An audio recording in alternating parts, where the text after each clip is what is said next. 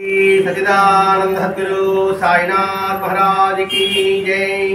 सद्गुरु भरद्वाज महाराज की जय। गुरुदेव दत्त।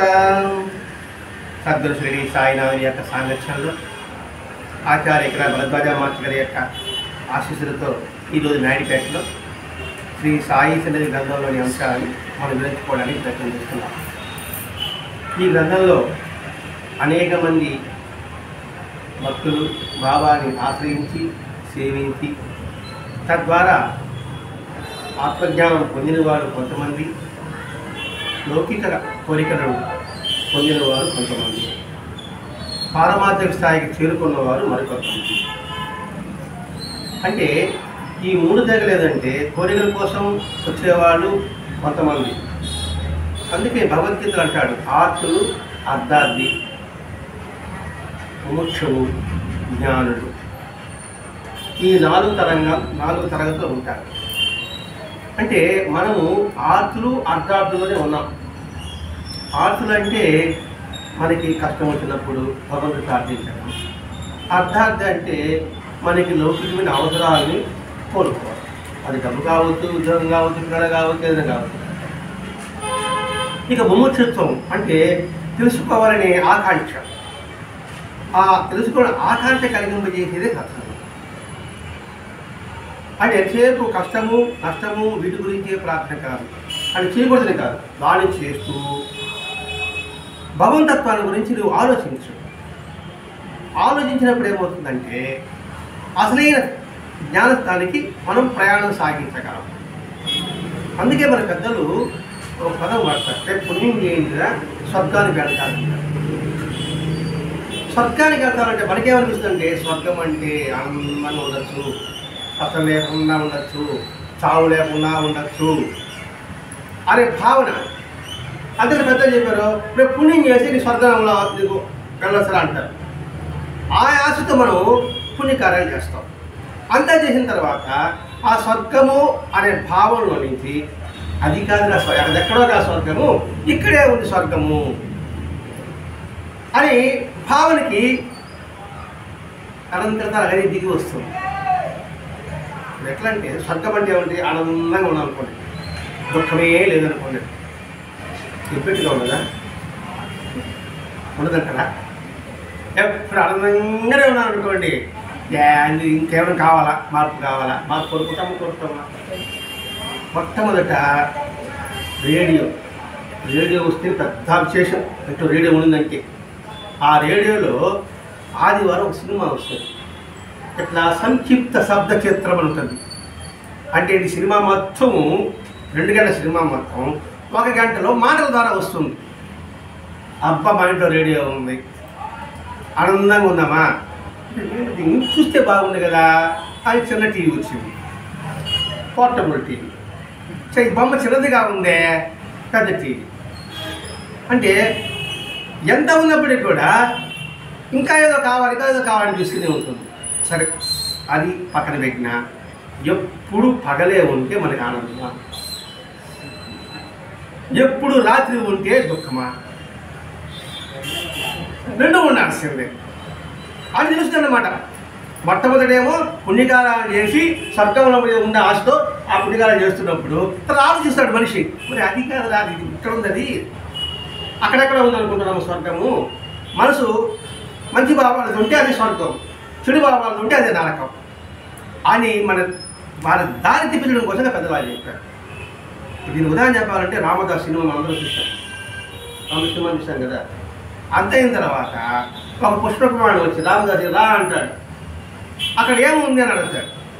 ఏముంటుంది, ఆనందంగా ఉంటుంది, చావు లేకుండా ఉంటుంది అన్నప్పుడు రామదాస్ ఏమన్నాడు, అయ్యాలు భజనలు ఉంటాయా, సత్సంగతి ఉంటుందా అని అడుగుతాడు.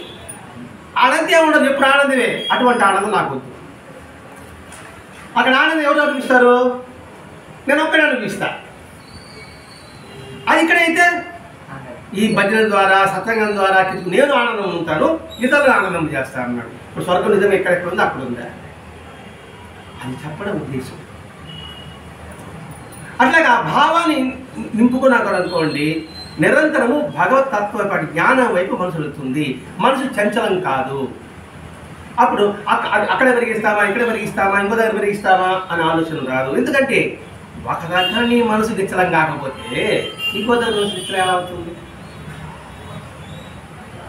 అని తెలిపే వృత్తాంతం ఈరోజు మనం తెలుసుకోబోతున్నాం అవస్థే అనే భక్తుల ద్వారా. అంటే ఈ భక్తుల మనకి ఏం తెలుస్తుంది, మనం ఎలా మెలకువతో జీవన పదం సాగించాలి. మెలకువతో ఇప్పుడు మంచివాడిని చూసి ఎలా ఉంటుంది, దుష్టుని చూసి ఎలా ఉండాలి, అవి తెలియజెప్పేదే ఈ గ్రంథం. అందుకే ఇది మనకి భాగవతంతో సమానం. వ్యాస భగవానుడు ఏమైతే భాగవతం రాశాడు, భాగవతం అంటే భక్తుల యొక్క జీవించిన. అలాగే భరద్వాజ మహర్షి గారు బాబాజీ భక్తుల వృత్తాంతాన్ని మనకు అందించారు. ఈ అవస్థే నాకంతా బాగా తెలిసిన భావన. ఆధ్యాత్మికతలో తాను అతిథిని అంటారు. నేను ఆ అతిథిని ద్వారా భాగవతం దూరం చేసుకుంటాను. అదే చేసుకోబోతారు. అంటే సొంత ఆలోచనలతో భగవతత్వంలో సొంత ఆలోచన పనికిరాదు. భగవతత్వంలోనే కాదు, లౌకికం కూడా ఏదో పని చేయాలనుకోండి, మనమే సొంత ఆలోచన చేసామనుకోండి, ఆ పని ఎలా ఉంటుంది. అలా కాకుండా అనుభవస్తుడితో సలహా తీసుకున్నాం అనుకోండి, ఎలా ఉంటుంది. ఇప్పుడు ప్రయాణం సాగించాలి, ఆ ఢిల్లీకి కావచ్చు, బెంగళూరు కావచ్చు, ఇంకో కాశ్మీర్ కావచ్చు, లేకపోతే నర్మదా పుష్కరాలకు అనుకున్నాం. నర్మదా పుష్కరాలకి నాకంతా తెలుసండి, పుస్తకంలో ఉంది, మ్యాప్ చూసుకుంటా, గూగుల్లో చూసుకుంటా, నేను పోతాను అనుకుంటా. నాకు కూడా అతి తిరిగాడు. ఆ గూగుల్ ఒక్కొక్కసారి ఒక విధంగా చూపిస్తాడు, గమనించే పనికి అర్థమవుతాడు. అలా కాకుండా ఏదైనా సలహా తీసుకున్నాం అనుకోండి, గూగుల్ అవసరం లే, ఒక్కడి సలహా నేనేం తీసుకునేది, నాకు తెలియదుగా, నాకంతా తెలుసు అనే భ్రాంతిలో తనకు తానే ప్రయాణానికి అడ్డు వేసుకున్నట్టుగా ఈ అవస్థే కూడా ఆధ్యాత్మిక చింతనే. కానీ శాస్త్రవాక్యాలకు సంకుచితమైన అర్థాలుగా ఊహించుకొని తనకు తానే ఆధ్యాత్మిక అడ్డుపడుకుంటూ ఉన్నాడు. అంటే శాస్త్రవాక్యాలకు సంకుచితమైన అర్థాలు ఊహించుకొని స్వబుద్ధితో తన పురోగతి పొందాలని తనకి అవరాలు కల్పించుకున్నాడు. స్వబుద్ధితో సంకుచితమైన భావాలు తీసుకుంటూ శాస్త్రం ఒక వాక్యం చెప్పింది. శాస్త్రం ఒక వాక్యం ఏంటంటే అతిథులు సత్కరించాలి. మనకు తెలిసిందే మనం మాట్లాడుకుంటాం. అతిథి సత్కరించాలండి, అతిథి అంటే నా కులం వాడుగా, నా గోత్రం వాడు రావాలి కదా, కాబట్టి అటువంటి రాలేదు కాబట్టి ఈ అతిథి మర్యాదలు తప్పు అనే భావన కల్పించుకొని ఆ కులం వాడు గోత్రం ఎదురు చూడడం. ఎదురు చూడడం వల్ల ఏమవుతుంది, సమయం మించిపోతుంది. వాడు రాలేదనుకోండి, ఇవన్నీ అబద్ధాలండి, అర్థం జరుగుతుంది. నా భావంతో ఇప్పుడు అతిథులు సత్కరించాలి అని పెద్దలు చెప్పారు. అతిథి అంటే మన ఉద్దేశం ఏంటి, మన కులం వాడు, మన గోత్రం వాడు, అదే చూసుకుంటాం కదండి మనం. కాబట్టి అలా ఉంటే నేను వాళ్ళకి అన్నం పెట్టాలి, నేను పెట్టను అనే భావం, సంకుచిత భావం. తద్వారా ఏమవుతుంది, మన పుణ్యాన్ని దూరం చేసుకున్నాం వాళ్ళ. ఇక్కడ అతిథి అంటే ఏమిటి ఆలోచించాలి. శాస్త్రం ఒక వాక్యం చెప్పింది అంటే దాంట్లో గూఢార్థం ఒకటి ఉంటుంది. శాస్త్రం ఎప్పుడు తప్పు చెప్పదు. ఈ అవస్థనే అతడు తన స్వబుద్ధితో శాస్త్రం చెప్పిన దానిలో సంకుచిత భావాన్ని విశాలత్వం లేకుండా తీసుకోవడం వల్ల ఆధ్యాత్మిక పురోగతికి తానికే తన కాళ్ళకే తను బంధం అయిపోయినాడు. అంటే ముందుకు పోలేకపోయాడు. అది ఇప్పుడు ప్రారంభమవుతుంది అన్నమాట. దాని ఉదాహరణ చెప్పుకుంటున్నాం. శాస్త్రవాక్యం అంటే ఏమిటి, అతిథిని సత్కరించాలి. అతిథి అంటే ఏమిటి, మన కులం వాడు, మన గోత్రం అనుకుంటుంటాం మనం. కాబట్టి వాడు దొరకలేదంటే పరిస్థితి ఏంటి, శాస్త్రం తప్పు, అందువల్ల నేను ఆ కార్యం చేయను. ఆ కార్యం చేయకపోతే ఏమవుతుంది, పుణ్యం దూరం అవుతుందా లేదా, దూరం అవుతా. అంటే అతిథి అంటే మన కులం వాడు, గోత్రం వాడు కాదు నాయన, ఆకలి కూడా వాడికి ప్రారంభించిన వాడికి అన్నం పెట్టి వాడి అతిథి. శాస్త్రం లోతుగా ప్రశ్నించాలి. అది అనేవాడు అన్ని జీవుల్లో ఉన్న వాడిని నువ్వు వాడికి అన్నం పెట్టు. అలా పెట్టానుకోండి పుణ్యం సంపాదించుకోగలం. అంటే వేళకి ఎవరి ఆకలి వచ్చిన సమయానికి వచ్చిన వాడికి అన్నం పెట్టామనుకోండి పుణ్యం వస్తుందా రాదా. అది అర్థం చేసుకోకుండా సంకుచిత భావం, అందుట్లో భగవంతుడు ఉన్నాడు అనుకోవడం విశాలత్వం భావం. విశాలత్వం అంటే ముందుకు పోతాం, సంకుచితం అంటే ఎక్కడున్న వాళ్ళు అక్కడే ఉంటాం.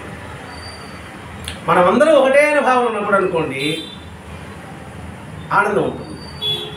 లేదు వాడు ఎక్కువ నేను తక్కువ, లేదు నేను తక్కువ వాడు ఎక్కువ, నేను తక్కువ అనుకున్నా కూడా ఇబ్బంది.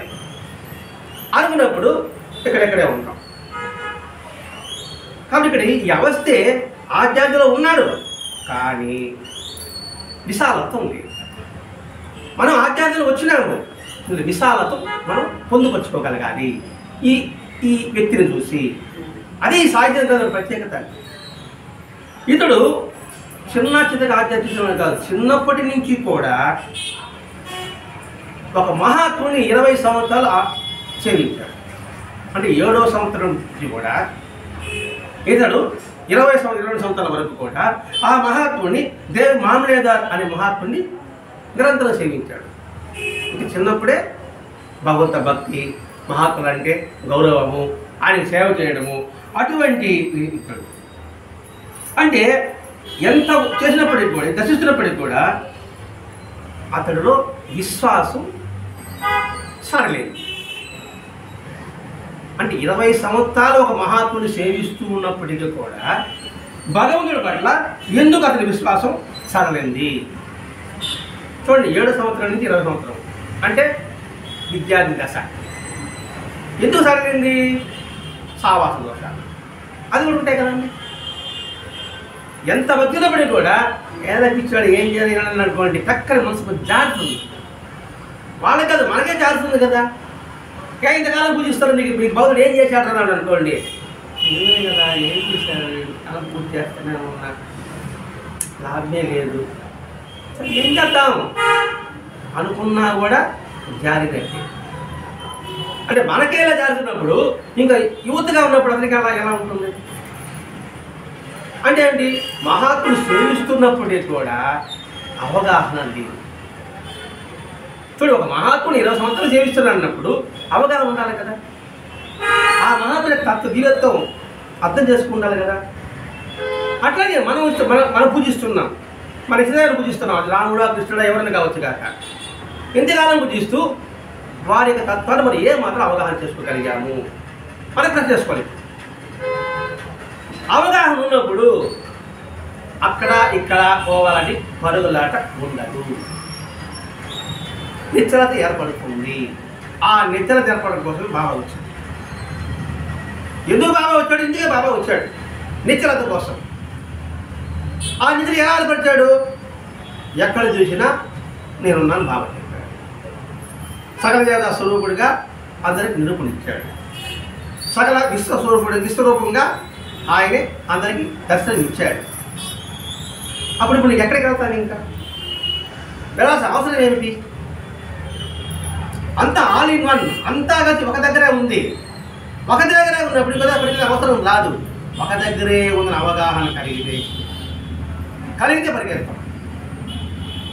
డీమార్ట్లో మనం వెళితే సూర్యుడు మొదలుకొని పెద్ద జరుగుతుందండి, చాలా చౌకగా ఉంటుంది, శ్రమ తగ్గుతుంది అనే అవగాహన ఉంటే ఈ చివరి కొట్లో ఆ చివరి కొట్లో ధరలు కనుక్కొని అక్కడికి వెళ్ళాలి. అవగాహన అనుకోండి, వీళ్ళందరూ కనుక్కో నేరుగా అది ఎంత దూరంలో ఉన్నప్పటికీ కూడా ఒక వెహికల్ మాట్లాడుకొని పర్చేజ్ చేసుకొస్తాం. వాస్తవం అదే. అవగాహన లేదనుకోండి, నిజమంటే అలా తప్పిస్తాడా అయినా ఒకసారి కనుక్కుందాం. కనుక్కునేటప్పటికి ఎంత సమయం అయింది, సమయం వృధా.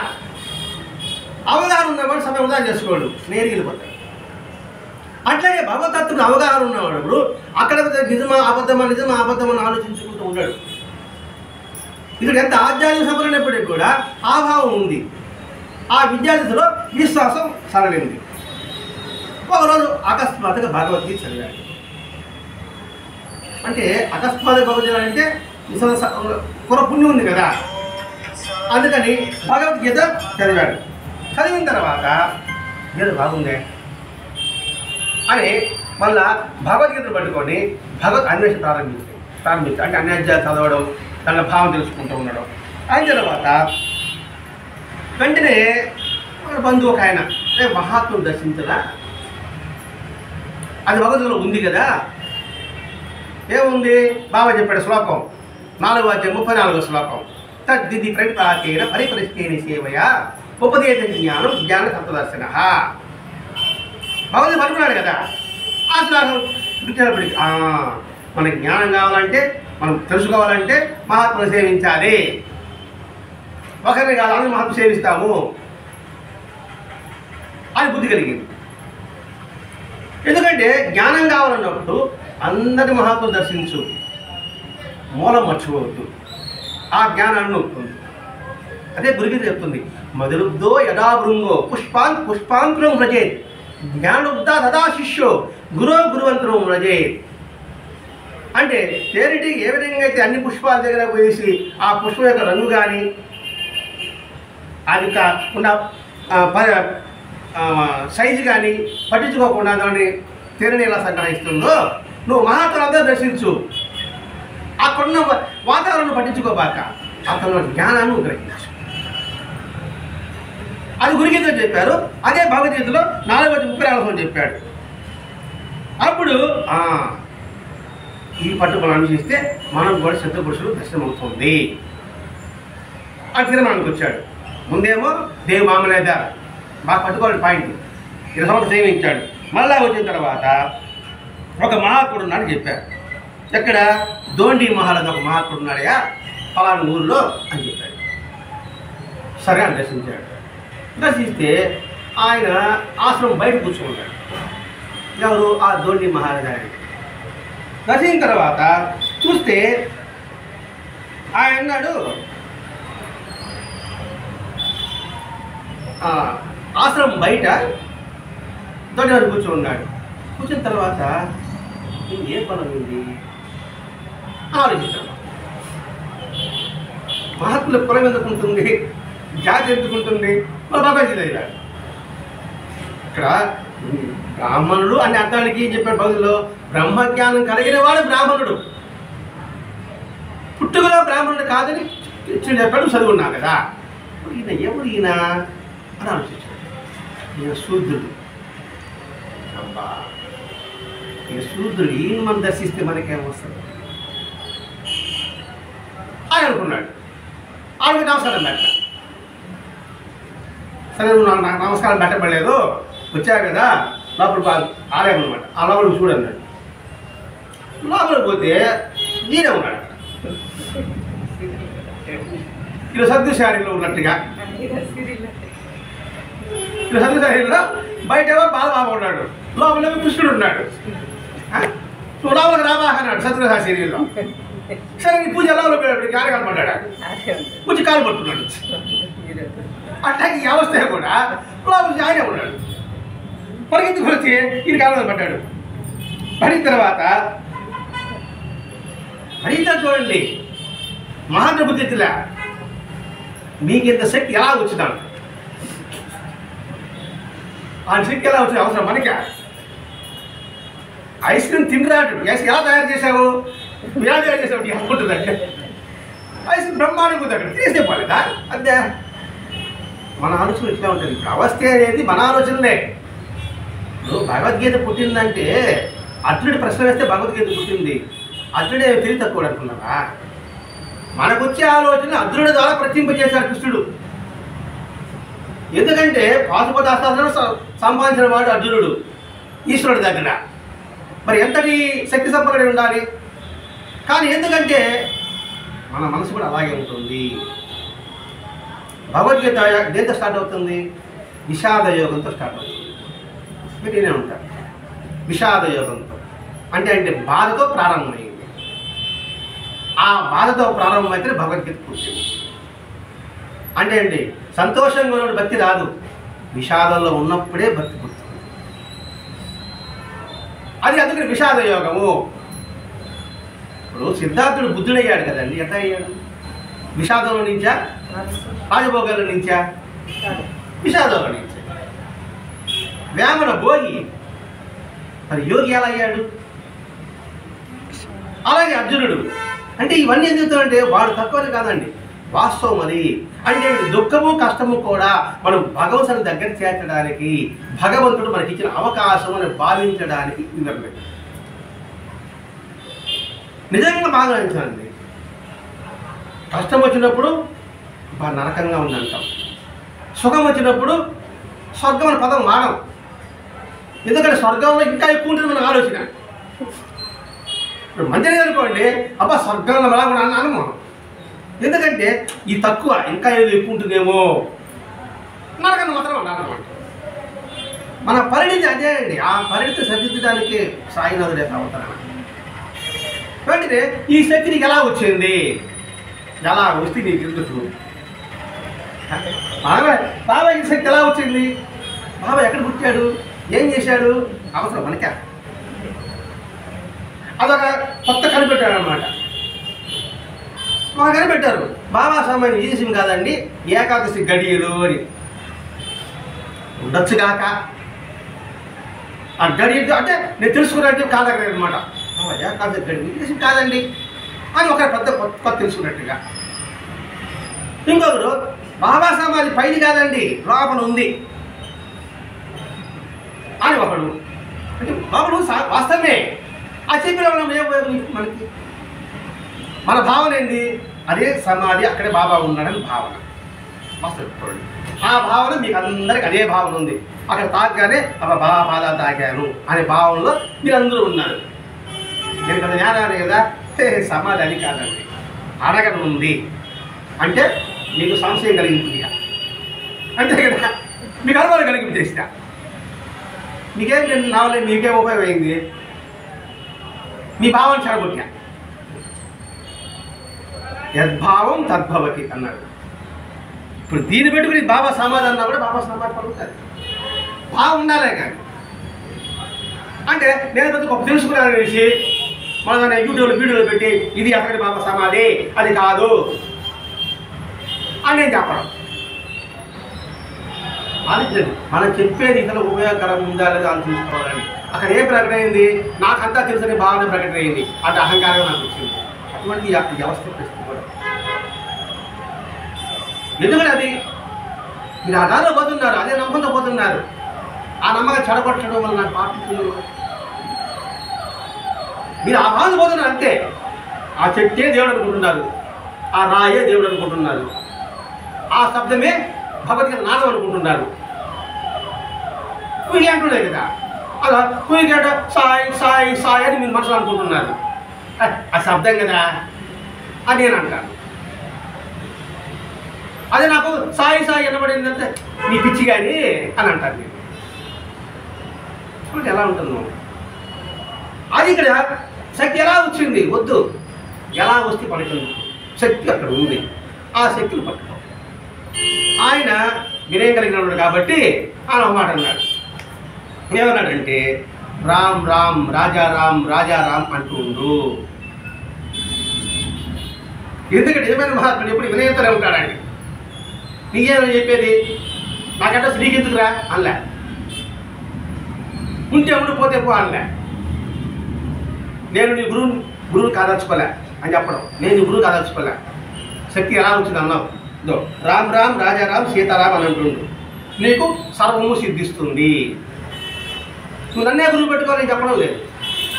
రామ్ రామ్ రాజారాం సీతారాం అని స్మరిస్తుండు, సర్వము నీకు సిద్ధిస్తుంది. ఇక్కడ రామ్ రామ్ అంటే మనం చెప్పడం, రామ్ అంటే రాముడు అంటే ధనుర్భాగం ధరించిన వాడు కాదు, రాముడు అంటే ధర్మము. రాజారాం ధర్మమే అత్యంత శ్రేష్టమైనది. ఇప్పుడు రాజానే రాజా అన్నప్పుడు అర్థం ఏంటండి, అందరికన్నా నువ్వు గొప్పనే కదా. అదే కదా రాజారాం అన్నప్పుడు ధర్మమే గొప్పది, ధర్మమే ఉన్నతమైనది, ధర్మమే అధికారమైనది, అది రాజారాం. అలాగే సీతారాం అన్నాడు మళ్ళీ ఇక్కడ. ఆ సీతారాం అంటే సీత అంటే మన ఐశ్వర్యం అనుకుంటున్నాం, ఆనందం అనుకుంటున్నాం, అది నీకు లభిస్తుంది. అది స్మరిస్తూ ఉండు, నీకు సర్వము సిద్ధిస్తుంది అన్న. ఇక్కడ సర్వం అనే పదం వాడాడు. అంటే ఇదే అదే అని కాదు, ప్రతిదీ నీకు లభిస్తుంది. ఇక్కడ సర్వం అంటే లౌకికము పారమార్థికము రెండూ కూడా నీకు లభిస్తుంది.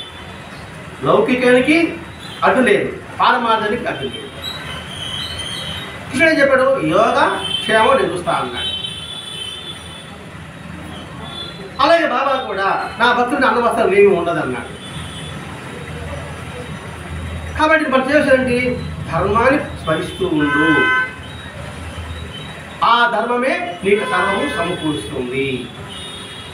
ఆ ధర్మాన్ని గట్టిగా పట్టుకున్నాడు స్వామి వివేకానంద, ఆ ధర్మాన్ని గట్టి పెట్టుకున్నాడు జగద్గురు ఆదిశంకరాచార్య. నిన్న ఆయన జయంతి. మరి ఆయన జీవితం కూడా మనకు ఆదర్శం. ఎలా అయ్యామంటే మనం చూసి నేర్చుకో, సాధనాపరంగా మనం ఎలా ఉన్నారో నేర్చుకో. సన్యాసి అయినప్పటికి కూడా తల్లికి తేవలసిన ధర్మని ఆయన చేశాడు. అంటే తల్లికి ఎంత ప్రాధాన్యత ఇచ్చాడు. నువ్వు సన్యాసి కదా, ఆయన తల్లికి అతిథులు చేశాక నా బొట్టుగాడు. సన్యాసి నన్ను వదులుకున్నాడు కదా, మళ్ళీ అమ్మ దగ్గరకు వచ్చాడంటే వాళ్ళు సన్యాసి అంటే అవుతాడు, ఇతడు వాటిని పాలిస్తాడు. నిజమే కదా అని అనిపిస్తుంది మీకు అంత, అంతే కదా. ఇప్పుడు సన్యాసి కూడా అది వదులుకున్నట్టే కదా. అంటే బంధువులు లేదు, మిత్రులు లేదు, తల్లి లేదు, తండ్రి లేదు, సుఖము లేదు, దుఃఖము లేదు, కష్టము లేదు, నష్టము లేదు, అన్నిటికీ అతీతుడిగా ఉండడం, అన్నింటి సమభావం తీసుకోవడం, అది వైరాగ్యము సన్యాసి లక్షణం అన్నారు. మరి ఆయన ఎందుకు తల్లికి పోయి అంకితం చేశాడు అని వాదిస్తే ఎలా ఉంటుందంటే, అట్లా వాదించేవాళ్ళు కూడా రాదండి. ఇప్పుడు ఆ నిధి మనం పొందామా, పొందితే వాదించు. అలాగే అలా చేస్తే నీకు సర్వము సిద్ధిస్తుంది అని చెప్పి నేను నీ గురువు కాదైనా అని ఆశించుకోవడం. అప్పటికైనా తెలుసుకోబడలే లే. మళ్ళా ఆయన వదిలిపోయినాడు. అక్కడ పరమహంస ఒక బ్రాహ్మణుడు గురువుని దర్శించాడు. పరమహంస, హంస పరమహంస. హంస అంటే మనం ఎవరు చూడలే, కానీ హంస ఏం చేస్తుంది, పాలు తీసుకుంటే నీళ్ళు వదిలిపెడుతుంది. దాన్ని మనం అర్థం చేసుకోవాలి, ఈ సమాజంలోనే మంచినే గ్రహించు, చెడు వదిలిపెడతా ఉండు, చెడు జరుగు నువ్వు వెళ్ళద్దు.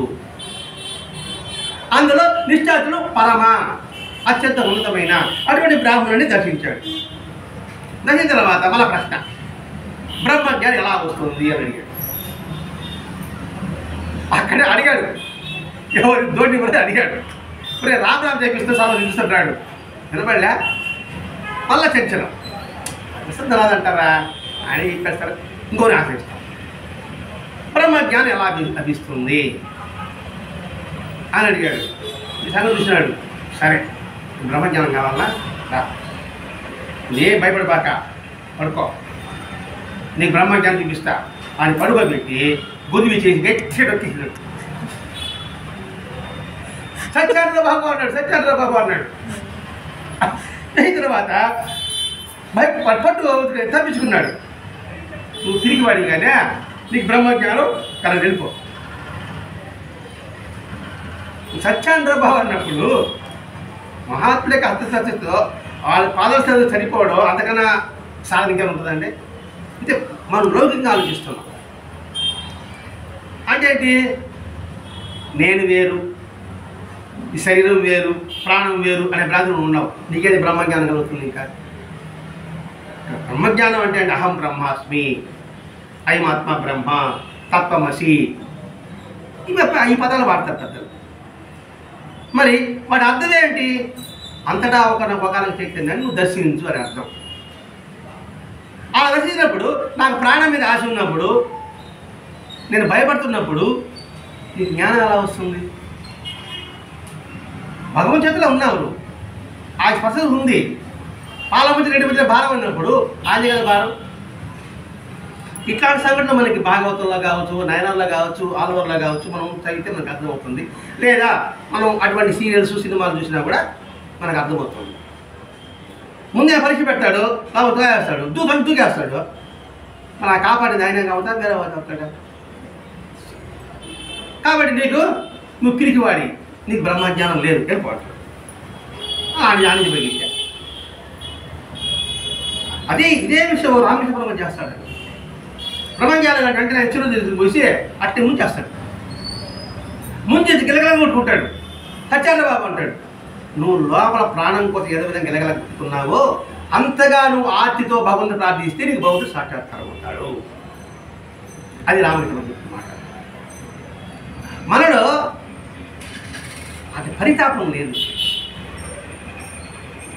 సాధన చేస్తున్నాం, ఏం చేసుకుంటున్నాం, అది ప్రశాంతత ఉంది, కానీ భగవంతుడు పొందాలి పరితాపం మాత్రం మనకి లేదు. పరితాపం ఎందుకు లేదనుకుంటున్నాను, మనం పదవాడేశాం. ఎందుకు లేదనుకుంటామంటే ఎట్టి పరిస్థితుల్లో కూడా మనసులో కూడా బాధ అని అనిపించకుండా ఉండగలిగితే అది నిజమైన ఆత్మజ్ఞానం. ఆ జ్ఞానంలో నిరంతరము నాకు ఇది కాదు కావాల్సింది, నేను నీ దరి చేరాలి, నీ సన్నిధి రావాలి అంటే ఏంటి, నువ్వు నేను ఒకటే అని మమేకం ఆలోచన అది రావాలి అనుకున్నప్పుడే నిజమైన ప్రార్థన. అందుకని చెప్పాడు అది రాలేదు. సరే మమ్మీ చెప్పాడు. మళ్ళా పూణేలో ఒక మహాత్ములను దర్శించాడు. తిరగడే పని దర్శించిన తర్వాత వెంటనే ఆమె దర్శనం కాల. 5 నిమిషాలు కానీ దర్శనం కాకపోతే వెళ్ళిపోతారు. మళ్ళీ ఆ కండిషన్ పెట్టాడు. వెంటనే ఆమె ఏం చేసింది, చాలా జనం ఉన్నారనమాట. వెంటనే నేను చచ్చిపోతానని చెప్పేసి ఉసిగేసుకునేసి అంటే అందరూ వెళ్ళిపోయారు. వెళ్ళిపోయిన తర్వాత వీడిని పిలిచి నీకు దర్శనం ఇవ్వడానికే నేను ఏమైనా చేశానండి అంటే ఇతనికి ఆశ్రయం ఇవ్వాలని ఆయన కోరుకున్నాడు. వెంటనే అలా మాట్లాడుతుంటే ఎవరెవరు ఏమనుకుంటున్నారో అవన్నీ చెప్తున్నాను. సత్యం చెప్తూ ఉంది, ఎవరి రకం సమాధానం వచ్చేస్తుంది అనమాట. అది అనిపించింది. అయినా సరే ఆయన గురువుగా స్వీకరించాలి. చేయకుంటే ఏమైంది, నువ్వు నా గురువుగా స్వీకరించబడలే, నేను పంచాక్షర మంత్రం చెప్తా, దాన్ని స్మరించు, స్మరిస్తేనే నీకు ఒక సాక్షాత్కారం కలుగుతుంది అని ఆమె పంచాక్షర మంత్రం చెప్పింది. పంచాక్షరం అంటే నమశివాయ అని చెప్పినప్పటికీ ఆ జపిస్తూ ఉంటే అతనికి ఒక చిన్న పాప దైవ సాక్షాత్కారం లభించింది. అది కలిగిన తర్వాత ఉంటుంది, నువ్వు సాక్షాత్కారం కోసం శ్రీరామును ప్రార్థించు, అనుగ్రహిస్తాడని చెప్పింది ఆ పాప. ఈ శ్రీరాముని మాట ఏమని చెప్పాడు ఇంతకుముందు, దోడి మాట చెప్పుకుంటాడు, ఏ రామరామ రాజారామ సీతారామ అనుకుంటాడు అనేసి. మళ్ళా గుర్చేటప్పటికి తెలియదు రాలా, ఇప్పుడు ఆయన చెప్పిన మాట వీళ్ళు చెప్తున్నారనే ఆలోచన రాలా. సరే అని స్మరిస్తూ ఉంటే ఆ రోజు రాత్రి శ్రీరాముడు అతను వక్షస్థలి సగంగా పడ్డాడు. దాన్ని తట్టుకోలేక పెద్దగా చేశాడు. అంటే ఏంటి, భగవత్ సత్యాగ్రహం పొందాలన్న అర్హత ఉండాలి, సంశయం ఉండకూడదు. మనకి రాముడు సాక్షాత్గా అడిగినావు, సాక్షాత్గా లభించింది, తట్టుకోలేదు. అడగడం అనేస్తున్నాం మనం, కానీ నిజంగా ఆ భగవత్ సాక్షాత్కారం అయితే గుర్తించడమే కష్టం. బాగా గుర్తించిన ఆ విలువను తట్టుకోవడం ఇలా కష్టం. అంత సామర్థ్యం కావాలి. ఇప్పుడు ఈ గదిలో ఈ బల్బులకి మన కళ్ళు ప్రశాంతంగా అన్నీ చూడగలుగుతున్నాం. ఒకేసారి ఒక 10,000 వోల్ట్స్ బల్బు ఇక్కడ వెలిగింది అనుకోండి, కళ్ళు మూసుకుంటామా, కళ్ళు చూడగలుగుతామా? చూడలేదు, కళ్ళు పక్కన మూసుకునేస్తాం. అంటే అంత కెపాసిటీ ఈ కంటికి లేదు. అలాగే భగవత్ సత్యాన్ని పొందాలంటే కూడా అంతటి అర్హత మనకు లేదు, కానీ అడుగుతున్నాం. నిజంగా ఒక ఆలోచించండి, తమాషా గారు, నిజంగా నాకు బాబా దర్శనం కావాలి, లేదా రామశాస్త్రం కానీ కావాలి, ఆయన కావాలని జపిస్తా కూర్చుంటాను. ఖచ్చితంగా రాముడు లేదా చంగాళము ఎవరో దర్శనమిస్తారు. వచ్చి నువ్వు ఈ పని చేయడానికి చేయగలనా? ఎందుకు అడిగారు అదేమో ఈ దర్శనము అడుగుతారంటే, అందుకని వాళ్ళు రాదు. ఎందుకంటే వీడికి అర్హత లేదు కదా. వాళ్ళు వచ్చి వాళ్ళ దగ్గర పని చేయగలిగితే అప్పుడు వచ్చినప్పుడు ఫలితం ఉంటుంది. వచ్చే నాకు ఆ పాప మమ్మడికే కదా, ఆయన కనపడ్డాడు, ఆయన చెప్పి పని చేయన్నాడు, ఏం చేయడు. పాప నాకు వచ్చిందా లేదా, అందుకని పాప రాకుండా మనం వాళ్ళకి కనపడ్డాడు. వాస్తవైతే అదే ఈ రాముడు రాజు కూడా పెద్దలు పోయి అది చేశాడు, ఆ సాధన మానేసినాడు. ఇప్పుడు నలుగురు పట్టుకున్నాడు. నలుగురు పట్టుకున్నా కూడా మనసు చంచలంగానే ఉంది. ఈ నలుగురు పట్టుకున్నాక పుణ్యం ఉంటుంది కదండి. పుణ్యం లేకుండా ఎలా ఉంటుంది? ప్రతిదానికి పుణ్యం ఉంటుందండి. అంటే మనకు తెలుసో తెలియకపోయినా, ఇష్టమున్నా లేకపోతే ఎవరైనా చెప్పితే దండం పెట్టినా ఫలితం మాత్రం పుణ్యం. ఇప్పుడు మనకు తెలిసేలోకి దండం పెట్టాము, దాని ఫలితం ఉంటుంది. లేదు ఎవడో చెప్పి దండం పెట్టాము, దానికి ఫలితం ఉంటుంది. ఫలితం లేకుండా ఉంటుంది. ఆ ఫలితం పైసా అనుకుందాం. ఆ పైసా పైసలు 100 రూపాయలు ఉంది అనుకోండి, రూపాయి విలువైందే కదా. కాబట్టి ఎవరు చెప్పినా నమస్కారం పెట్టినా, మనం తెలియకుండా పెట్టినా ఆ పుణ్యం కొద్ది కొద్దిగా చేస్తా ఉంటుంది. ఒక్కొక్క రాయి వేసి వాళ్ళు కట్టినట్టుగా. ఇలా రోజులు వాళ్ళు కట్టే లగ్గతి ఒక్కొక్క రాయి వేసుకుంటా పోయారా, లేకపోతే ఒకేసారి పండ్ల వేసారా? ఒక్కొక్క రాయి వేసుకోమని అంతే. కొడాయి ఒక్కొక్క నీటి బొట్టు ఆ బింది నిలదా. కాబట్టి మన ఎంత ఒక్కొక్క నీటి బొట్టు అండి. మన జీవితం అంతా కలిసి, నాకు తెలిసి ఇప్పుడు మనం చేసే సాధన అంతా కూడా ఒక్క నీటి బొట్టు అనుకుంటున్నాను నేను. ఏది బాబా పరిచయమైనప్పటి నుంచి ఇప్పటి వరకు, ఈ శరీరం రాలిపోయేంత వరకు నేను చేసే సాధన ఒక నీటి బొట్టు. ఇటువంటి సాధన నీటి బొట్టు ఇదే అయితే ఆ బింది నిలుతుంది అని ఇరు జనం పడుతుంది అని నా భావన అండి. ఈ సంగతి కాదు. ఏ జనం పడుతుంది? ఆ పుణ్యమంతం చేసింది బాబా దగ్గర నటించింది. 1914 సంవత్సరంలో ఎవరో చెబితే రేగే అన్నతడు ఇతను తోడుగా తీసుకొని రేగే సిరికి బయలుదేరాడు. సరే తోడుగా తీసుకొని అతను పిలిచాడు. పిల్లల్ని ఎవరు కలిగించాడు? బాబాని కలిగించాడు. ఇది బాబా చేతులు మనకి నిలాంతో వస్తుంది. తోడు తీసుకొస్తాడు. ట్రైన్ ఎక్కుతా అంటే ఆ మిలిటరీ వాడు వచ్చి ఆ కంపార్ట్మెంట్ ఎక్కుతారు. ఇతర కంపార్ట్మెంట్ అడగకుండా దిస్తే లేదు ఇది బండి అది మీరు కూర్చోండి అని వేరే కంపార్ట్మెంట్ ఆ మిలిటరీ వాళ్ళు వెళ్తారు. ఇది సాయంత్రం గ్రంథంలో ఉంది. అయిన తర్వాత రాత్రి అంతా బంద్ చేస్తాడు. రేగి బంద్ బాబా దగ్గరకు వస్తాడు. బాబా ఏమన్నాడు? ఇక్కడ ఒక్కడగా వస్తే తృప్తి లేదు, తోడు తీసుకురావాల్సిందే అంటాడు. వాడి అవస్థే పద అక్కడ ఆ 3 వస్తే మనకు గుర్తుండదు అతను. నాకు గుర్తులు ఇప్పుడు వస్తుంది, గుర్తురాడు. ఏదో తోడు వచ్చి ఇదే బాగుంటుంది, ఆ పేరు అవస్థ కూర్చొని ఇప్పుడు వస్తుంది అన్నమాట. ఊరి అవస్థ తీసుకొచ్చింది. అతను రాత్రి అంతా నాకు నిద్ర పట్టలేదు రా అన్నాడు. ఇంకేమంటే రాత్రంతా రామరామంటున్నావే నా చుట్టూ అంతా నాకు నిద్ర పట్టలేదు అన్నాడు. అంటే ఏంటి? మనం ఎక్కడ స్మరించినా భగవంతుడికి తెలుస్తుంది. దానికి ప్రత్యేకమైన గది లేదు, ప్రత్యేకమైన స్థానం లేదు. నువ్వు ఎక్కడ వచ్చినా కూడా ఆయన పలుకుతాడు, ఆయన వినపడుతుంది. అది మనం ఇక్కడ భావన చేసుకోవాలి. సరే అని అవస్థకి తీసుకెళ్ళాడు. తీసుకెళ్ళిన తర్వాత వెంటనే రాధాకృష్ణ ఇంటికి బస్సుకు పంపించాడు. ఎప్పుడే సాధకులు ఎప్పుడూ కూడా బాబా రాధాకృష్ణ ఇంటికి పంపించేవాడు. సాధన చేసుకున్న వాళ్ళకి మాత్రమే. ఎందుకంటే అందులో వెలుగులు రాధాకృష్ణ ఆ ఇంటికి పంపించిన తర్వాత ఆమె చూస్తానే ఆమె శత్రువులో కనిపించింది ఈ అవస్థకి. ఎందుకంటే నిరంతరం సాధన చేసింది ముఖంలో ఒక అద్భుతంగా దివ్యమైన కాంతి ప్రస్ఫుటం అవుతుంది. అంటే నిరంతరం మనసులో ఏమంటాడు వాడు? ఆ సాధనలోనే ఉంటాడు వాడు. ఉన్నప్పుడు అవుతుంది ఆ ముఖ కవలగా మారిపోతుంది. రంగు కాదు, భావాలు మారుతుంది. ఎక్కువ చూద్దామా అనిపిస్తుంది అన్నమాట. ఎందుకంటే నిరంతరం సాధనలో ఉంటారు కాబట్టి. అలాగే రాధాకృష్ణ అమ్మాయి చిన్నప్పుడే కృష్ణ భక్తురాలు. చిన్నప్పుడే భర్త చనిపోయాడు. లౌకికమంతా దూరం చేసుకుని భగవద్గీతతో నిరంతరం గడిపింది. బాబాని సాక్షాత్తు బాబా కృష్ణావతారం ఆయన కలిగి నిరంతరము బాబాలో కృష్ణత్వాన్ని దర్శించింది. కానీ ఆ ముఖం అట్లా ప్రస్ఫుటంగా అద్భుతంగా ఉంటుంది. చూడండి, బాహ్యమైన అందం కాదండి, ఆంతరికంలో ఆత్మ సౌందర్యాన్ని అక్కడ ప్రకటమవుతుంది. ఇప్పుడు శంకరాచార్యులు చంద్రశేఖర సరస్వామి జయంతి సరస్వతి ఉంటారు.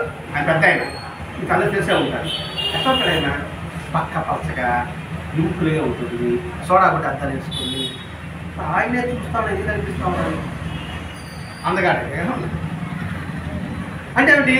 ఆయనలో అద్భుతమైన శక్తి ప్రకటమైంది, జ్యోతి ప్రకటమవుతుంది. అందుకని ఆయనే చూడాలనిపిస్తూనే ఉంటుంది. ఇప్పుడు బాబానే సగుణమైన నాయకు ఆయన చూస్తా, ఏదో పిచ్చి వాళ్ళకి చూస్తాను అన్నాడు బాబా.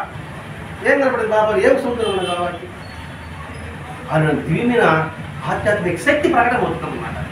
అలాగే రాధాకృష్ణ మాయకి చూస్తానే ఈ గొప్ప మహా సద్గురు వారి భార్యకు కలిగింది. ఎవరికి? ఈ అవస్థ. వెంటనే తన యొక్క గురు కాంక్షలే ఆమె సోదరుగా భావించాడు. అప్పుడు అంది, అప్పుడు అతడు ఆమెను గురువుగా సోదరుగా మాత్రమే తలస్తాను, నిన్ను గురువుగా తీసుకోను. ముందుకు చెప్పేస్తాను అనమాట. గురువుగా తీసుకుని అనుకుంటారేమో, నువ్వు తీసుకోను అన్నాడు. అయితే నేను చచ్చిపోతే కూడా నువ్వు తీసుకోవా అని అడిగింది. అంటే చచ్చిపోయి అంటే సాధారణ నిలిచిపోయి, అయ్యో ఈ పాప నాకెందుకు అని చెప్పేసి గురువు మంత్రం చెప్పాడు కదా, ఇది రామ సాక్షాత్కారం అయింది, ఆ మంత్రం ఎవరికి బయట చెప్పాలన్నాడు ఆ గురువు. ఆమె సరే ఆ మంత్రం చెప్పి ఆయన బతికిస్తాడు. ఆమె లేచి కూర్చుంటుంది. మొత్తం నాటకం. ఆయన పడిపోయినట్టుగా ఉండడం, ఆ నామాన్ని పెద్దగా ఉత్తరించడం. అయిన తర్వాత ఆమె లేచి అయ్యో 16 సంవత్సరాలుగా చేసే పుణ్యం అంతా పోయిందే అని మనం బాధపడ్డాడు. ఇన్నో తెప్పించమన్నాడు.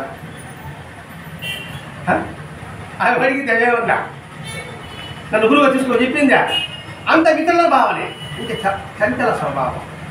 అయ్యో మొత్తం పోయిందే అంటేనే ఆయన లేచి నువ్వు వచ్చినప్పుడు నువ్వు చూసుకోపో అనేసి. సరే ఆయన లేచి కూర్చుని సంతోషపడేసి వెళ్ళిపోయాడు. వెళ్ళిన తర్వాత షిరిడీకి రావడం, ఇక్కడ వచ్చి కదా నాకు ఇలా జరిగింది, ఏది ఆ మంత్రం వచ్చిన రోజులో పుణ్యం పోయింది కదా, నేను గురువు మాట ద్రోహం చేశానే అనుకుని బాధపడతా ఉన్నాడు. సరే వెంటనే అక్కడి జ్ఞానంలో ఒక్కొక్క దేవత కనబడతామని చెప్పారు. ఇది ఎంత ఆధ్యాత్మిక సంపన్నుడో మనం గుర్తించాలి. ఇక్కడ ఆధ్యాత్మిక సంపన్నుడు అయినప్పటికీ కూడా చంచల స్వభావం. ఆ దేవత కనిపించేటప్పటికి వెంటనే రాధాకృష్ణమైంది దాన్ని పక్కన పెట్టండి. ఇది ఆ దేవత దర్శించడం ఒకసారి నిద్రపడింది. సరే మళ్ళా పిచ్చి పిచ్చి కావాలి. అయిన తర్వాత ఇవన్నీ పక్కన రేగ చూస్తున్నాడు కదా, రేగ చూసి ఆయన ఏం చేశాడంటే ఒక దారానికి 4 పూలు కట్టి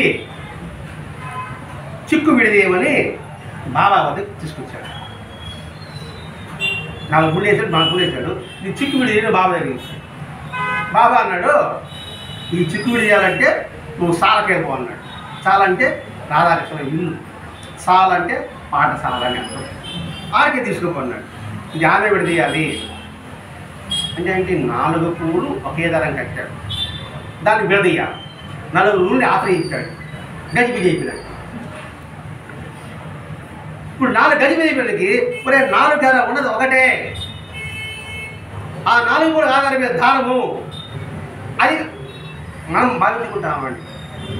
పూలమాల ఉంది, పూలమాలకు ఆధారం ఏంటి? దానం కనబడదు. అలాగే నువ్వు 4 మహాత్ములు దర్శించావు, వారికందరం మూలం కూడా ఉండేది ఒకే ఒక శక్తి. విడదీస్తే కదా ఇప్పుడు దారం పుడి మాల కట్టేస్తానండి, ముడిలే వేసాము. సాదా దారం రావాలంటే ఏం చేయాలి? నల్లగా పుల్లు తీసుకుని ఇస్తే ఒరే వీడికన్నా దారం ఒకటే దారం అని మనకు తెలియాలి కదండి. అదే ఇక్కడ బాబా ఆమె చెప్పాలని మనకు చేశాను.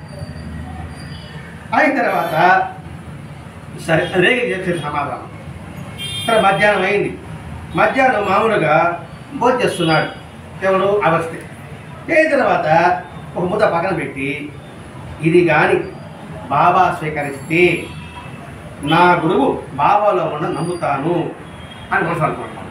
మీరు ఆడుకో పరీక్ష ముద్దాన్ని పెట్టాడు, ఇది బాబా తీసుకుంటే నా గురువు తీసుకున్నాడని బాబా నాకు అడుగుతున్నాడు. వెంటనే ఆ ముద్ద కాస్త తీసుకొస్తున్నప్పుడు జారి కింద పడింది. కింద పడతానే దాన్ని బాబా చేయి చెప్పి నాకివ్వు, ఇది నేను స్వీకరించి నువ్వు ఎవరు కోరుకున్నావే ఆ గురువుకి నేను అర్పిస్తానన్నాడు. ఏం అర్థం కాలేదు అనుకోవడం ఇది నిజమంతే. తీసుకుంటానంటే మళ్ళా అనుమానంగా వస్తాను, నా గురువు స్వీకరిస్తానంటాను ఏంటంటే ఈయనకి అడ్చేస్తాను చూసి నా గురువు లేదు కదా, మరి ఈయన అర్థాడు ఏంటి అని పెద్దగా పిచ్చి కేకలు పెడుతున్నాడు. పెట్టడానికి బాబా మొత్తం మొత్తం అన్ని రూపాయలు బాబా కనపడుతున్నాడు. బాబా నాగరిలో మంత్రం వేశాడు నాకు. కాబట్టి నా మధ్యలో పిచ్చి పిచ్చిగా ఉంది. వెంటనే ఆ చుట్టూ పిచ్చి అరస్తా ఉన్నాడు అనమాట. వెంటనే తీసుకెళ్ళిపోయాడు. ఇక పిచ్చి పిచ్చి అరస్తాడు అనేసి బాబా నా పైన మంత్రం చేశాడు. ముందుకు వచ్చావు రేగే, ముందుకు వచ్చావు అని నన్ను నాశనం చేయడమే కాకుండా నన్ను చంపాలని చూస్తున్నాడు బాబా అని పెద్దగా అరుస్తున్నాడు అక్కడ. అయిన తర్వాత పిచ్చిగా పట్టుకొని బాబా దగ్గర తీసుకెళ్ళాడు. తీసుకెళ్ళిన తర్వాత బాబా ఏం మాట్లాడాడు, కేకలేస్తూనే ఉన్నాడు, అరుస్తూనే ఉన్నాడు. రాత్రి అయింది. బాబా వెంటనే మధురమైన కంఠంతో కల రాస్తాడు మాట్లాడాడు. అల్లా మాలిక్ అన్నాడు. రాత్రి అరుస్తూనే ఉన్నాడు. బాబా మధ్యలో కూర్చొని అల్లా మాలిక్ అన్నాడు. ఆ మాట చెవి పడగానే అతని క్రమలన్నీ బుద్ధి వికసించింది. బాబా క్షమాపణ. అల్లా మాలిక్ అంటే అర్థం ఏంటి? భగవంతుని యజమానిరా. ఈ భావాలన్నీ కూడా నీకు వచ్చినందుకు కూడా ఆయన యొక్క ప్రేరణ ఉన్నది ఒకటే. సబ్కా మాలిక్ ఏక్ హై అనే పదంలో అతనికి సూచించిన తర్వాత ఇంతవరకు నా అలగడంతా తగ్గిపోయింది. తగే ప్రశాంతమైంది. బాబాకి క్షమాపణ చెబుతున్నాడు. ఈ పిచ్చివాడిని ఫిడిని తీసుకుపడి అని బాబా ఆదేశించాడు. సరే గుర్రబండి వచ్చింది, తీసుకున్నారు. బాబా గురించి వెళ్ళిపోయారు. అప్పటి నుంచి ఈ అవస్థకి ఎవరిని చూసినా బాబాని దర్శిస్తున్నారు. చూడండి, మొట్టమొదట నలుగురిని సేవించి ఆశ్రయించిన పూర్వపుణ్యం అనేది బాబా అతను తీసుకొచ్చిన తర్వాత, బాబా అతని మొత్త స్వీకరించిన తర్వాత అంతకాలం వెయిట్ చేసి ఆ తర్వాత బాబా అతను భ్రమను తొలగించాడు ఒక్క మాటలో. ఈ ఒక్క మాట మనం కానీ గుర్తుపెట్టుకుంటే మనలో భ్రమలన్నీ తీరిపోతాయి. ఈ ఒక్క మాట ఏంటి? భగవంతుడి యజమాని, మనమందరం కూడా ఆయన చేతి పనిమూర్తి. ప్రతి ఒక్కటి ఆ నిర్ణయం ప్రకారంగా జరుగుతుంది అనే భావన ఉందనుకోండి, నిరంతరమైన ఆనందాన్ని మనం ఆస్వాదించగలము. అది చివరికి అవస్థకి ఈ ఒక్క మాత్రమే పనిచేసింది అనమాట. అదే తర్వాత ఆ భ్రమలన్నీ తిరిగిపోయాయి. ఆ తర్వాత వెళ్ళిపోయాడు. మళ్ళీ అప్పుడప్పుడు వచ్చి షిరిడీకి తీసుకుని వస్తా పోతా ఉన్నాడు. ఇది అవస్థ వృత్తాంతం. దీని ద్వారా మనం ఏం తెలుసుకోవాలి? అదే కాదు కదా. విషయం విన్నావు, ఒక వ్యక్తిని చూసావు, ఒక పదార్థం తిన్నావు, దానివల్ల ఏమిటి ఉపయోగము? మరి మామిడిపండు తిన్నాము ఎండాకాలం. ఎందుకు మామిడిపండు ఏంటి? ఉష్ణమే నివారణ. అందుకని ఈ కాలంలో మామిడిపండు వస్తుంది. మామిడిపండు వేడి కదండి, ఇప్పుడు వేడి కదా. వేడికి వేడే మందు. ఇది ఆయుర్వేదం. అది తెలుసుకోవాలి కదా మనం. అందుకే ఎండాకాలం వేడి నీళ్ళు పోసుకోవాలి, చలికాలం చల్లనీళ్ళు పోసుకోవాలి. మనకు విరుద్ధం. అందుకే మనకు అనారోగ్యం. ఆయన తెలుసుకుంటాను. అట్లాగే ఈ అవస్థ విషయంలో కూడా మనం ఏం తెలుసుకుంటున్నాం? ముఖ్యంగా ఏంటంటే, ఒక పక్కేమో మహాత్ములు సాంగత్యం అనుగ్రహం కావాలని కోరుకుంటున్నాడు. అవస్థ ఆత్మజ్ఞానం కావాలని కోరుకుంటున్నాడు. కానీ ఎవరిని గురువుగా చెందిన అహంకారం అనొచ్చు. ఏం అహంకారం? నాకు అన్ని శాస్త్ర పండితులు నాకు తెలిసాడు. అందుకే అహంకారం చేత వాడు ఉన్మత్తుడు అవుతాడట. ఉన్మత్తుడు అంటే పిచ్చివాడిగా అధికం అన్నమాట. నాకు అంతా తెలుసు. ఉన్మత్తుడి చేసే ప్రతి పని కూడా నా వల్లే అనుకుంటాడట. ప్రతి పని నేను నిర్వర్తించుకుంటే ఏమైపోతుందేమో అహంకారం ఉంటే, తద్వారా భగవంతుడు దూరం అవుతాడు. ఇది శారద ఏం చెప్తున్నారు? రామకృష్ణ మన పరమహంస యొక్క ధర్మపత్రిక. అహంకారం చేత వాడు ఉన్మత్తుడై ప్రతి పని కూడా నా వల్ల జరుగుతుందని అనుకుంటాడు కాబట్టి వాడు భగవంతుడు దూరం అవుతాడు. అలా కాకుండా భగవాన్ సంపూర్ణంగా ఇష్టం ఎవరి భక్తి సేవిస్తాడో వాడు సంపూర్ణంగా అనుగ్రహం లభిస్తుంది అని శారద చెప్తున్నాడు. ఇక్కడ అహంకారం ఏదేమి? నాకు అంతా తెలుసు, నేను గురువులో కాదు పరీక్ష చేసుకుంటాను అనే భార్యతో మనం చెప్పుకున్నామా. అలాగే రెడీగా పాయసం ఉంది, ఎలా తయారు చేశావు, ఏం వేసావు, ఎందుకు నీకు తాగేసావు కదా. అట్లా కాదండి, తెలుసుకొని తాగుతాను, తాగు, సమయం వచ్చిందా లేదా. ఆ అహంకారం వల్ల ఎవరిని క్షేత్రానికి అహంకారం అడ్డు వచ్చింది. మళ్ళీ ఆత్మజ్ఞానం కావాలి. ఏ పని అనుభవస్తుడు ద్వారానే మనం సులభంగా మనం గమనించగలము. అది చెప్పడే ఉద్దేశం. రాముడు గురువుని సేవించాడు, వశిష్ఠ మహాముని. అలా కృష్ణుడు సాధీపురం మాట ఎందుకు ఆశ్రయించారు వాళ్ళు? గురువు ద్వారానే మనం సద్గతి పొందగలము, ఆత్మజ్ఞానం తెలుసుకోగలము ఉద్దేశించాడు. ఒకవేళ సాక్షాత్ అవుతుంటే భయపడి మళ్ళా వద్దన్న. అట్లా అడిగావు, ఆయన ఇచ్చాడు పరామర్శక ఆయన, మళ్ళీ భయపడిపోతుంది. భయపడుతున్నాడు, భయపడి మానుకున్నాడు. మన శ్రీనికి వచ్చి అదే గురుద్రోహం చేశానే, ఆడ జపించుతో పోయిందే, మరి ఎందుకు వచ్చారనుకుంటున్నాడు.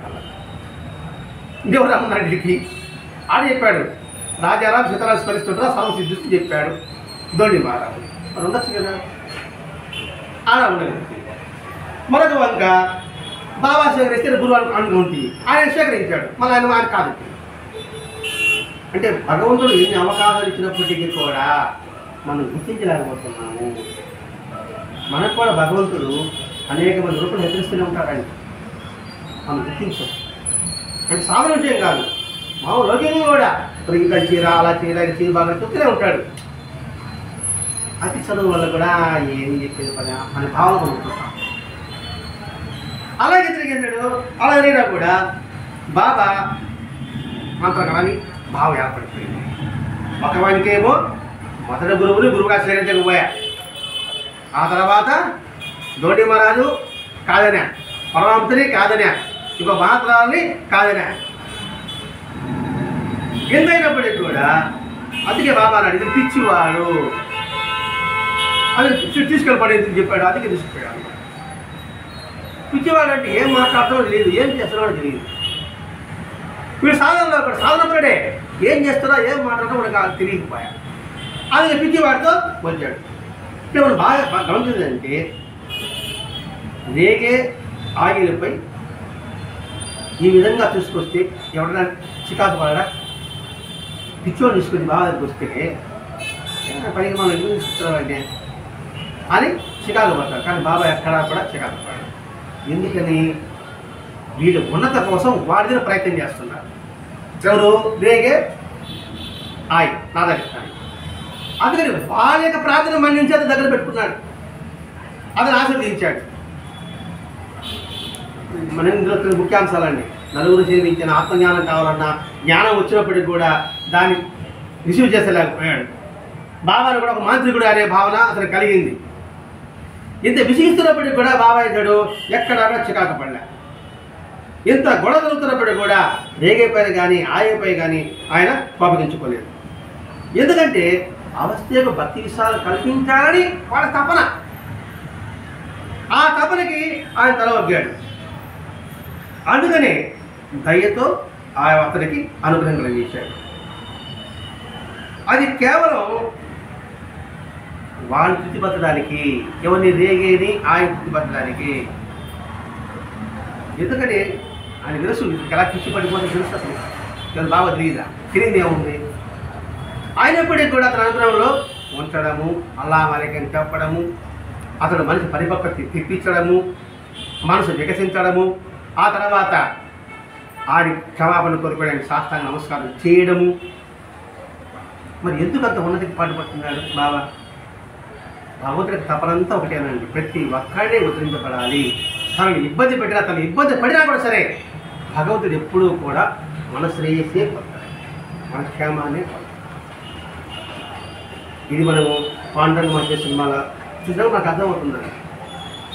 ఎంత ఇబ్బంది పెట్టినప్పటికీ కూడా. ఎందుకని మహాత్ములే వచ్చి భక్తులకు సేవించున్నారండి. భక్తులు చేసి అర్థమేసి కృష్ణుడికి మొయ్యలేదా, వెంకటేశ్వరికి మొయ్యలేదా, ఆ సత్యశంకర పైకి ఆయనే వచ్చి పిండి విసరలేదా? అంటే ఎట్లయినా సరే వీళ్ళు మంచి వాళ్ళు తీసుకురావాలని. కాబట్టి ఈ అవస్థ ద్వారా మనం తెలుసుకోవాల్సింది ఒకటే ఒకటి, అహంకారాన్ని విడనాలి. చంచలత్వం, నిశ్చలత్వం ఏర్పరచాలి. ఆ పూలమాలకి ఎన్ని రంగులు ఉన్నప్పటికీ, ఎన్ని రకరకాల పూలు ఉన్నప్పటికీ కూడా పూలమాల బాగుంది కాదు, దానికి ఆధారమైన దారాన్ని గుర్తుపెట్టుకో అని రాధాకృష్ణ చెప్పింది. ఆయన అర్థం కాలేదు. చివరికి బాబాని అల్లా మాలిక్ అనే పదాన్ని స్ఫురించి చేసి అతనికి నీటి అడిగి చేసి అతని హృదయంలో చొప్పించి అతనిలో ఆత్మ వికాసాన్ని కలిగింపజేశాడు. అంటే దీని ప్రకారంగా మనం ఈ అవస్థ ప్రకారం చూసుకుంటే మనలో నిశ్చలత ఏర్పడడానికి కోసమే బాబా యొక్క అవతరణ. నేను అందుకే వచ్చాను, బాబాకు చెప్పుకున్నాడు. నా దగ్గరకు వచ్చి అన్నీ అరిగిపోయి నానే వస్తున్నాయి అని బాబా ఎందుకు చెప్పాడు? నేను భగవంతుడు లెక్క చెప్పాలి అని బాబా ఎందుకు చెప్పాడు? మనందరూ ఉద్ధరించడం కోసంగా. అది బాబా యొక్క నిజతత్వము. ఆ తత్వాన్ని ఈ అవస్థ ద్వారా గ్రహించుకుంటే మనం ఎన్ని ఇబ్బంది పెట్టినా భగవంతుడు మనం రక్షించాలని, స్వేచ్ఛ కలిగించాలని ప్రయత్నం చేస్తాడు. మామూలుగా తల్లిదండ్రులను బిడ్డలు ఏ విధంగా ఇబ్బంది పెట్టినప్పటికీ కూడా వాళ్ళు శ్రేయస్సు కోరుకుంటారా? శ్రేయస్సు నా ఉండబడి కోరుకుంటారా? మనం తల్లిదండ్రులే కాదు, లౌకికంగానే చూస్తున్నాం. మరి పారమార్థికంగా భగవంతుడు మన పట్ల ఎంతటి ప్రభావం కలిగి ఉంటుంది.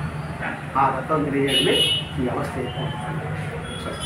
శ్రీ సచిదాన సద్గురు సాయినాథ్ महाराज की जय, सद्गुरु भरद्वाज महाराज की जय, गुरुदेव दत्त।